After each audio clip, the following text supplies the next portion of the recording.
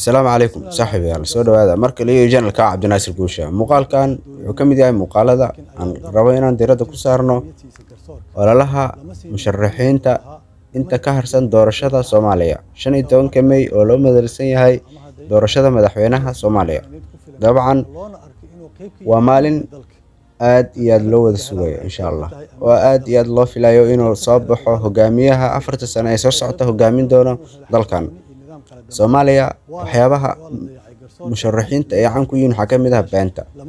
in xilligan oo kale marka ay khudbeynayaan ay sheegaan inay qaban doonaan waxyaabo aad u fara badan oo aad iyo aad dadweynaha u anfacayo laakiin ay ku boodaan dadweynaha taasi oo keenaysa in niyad-jab weyn ay dadkii ka qaadaan dabcan musharaxii hadda ka horeeyay musharaxiinta oo madaxweyne Farmaajo oo kale 5 sano oo dalkan hadda uu joogay wax badan oo maalinkii balan qaaday muusan fulin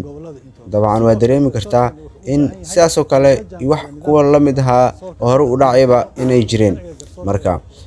bal ila daawo wax yar muuqaalkan si aad uga bogato beenta musharaxiinta iyo balan qaadyadooda beenta musharaxiinta musharax madaxweyne waxa idin balan qaadi doona Yurub inay idin geyn doono cambuuli iyo saliid iyo rafaad dambe ismaarki doontaan gaaji awaar waa dhamaatay boos fanka jooji وما سنتي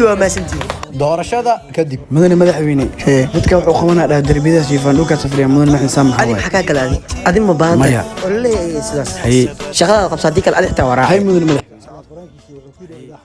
بين الناس فاحكموا بالعدل عدالة ووحى أساس بولشنا وحي كجودنتها إنه هشق حق قرصور حقه تاس أيها كوب عسدت بدن الصوماليات انتي كوايان محكمة ده إن قرصور أرجع حسد قرصور إفراسدان أو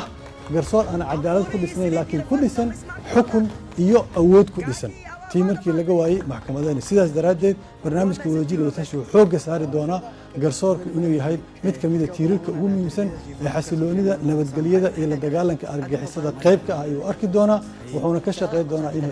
أديك قرصور كلا بسه هذا إلهي هذا وما سنتي والسلام عليكم ورحمة الله وبركاته.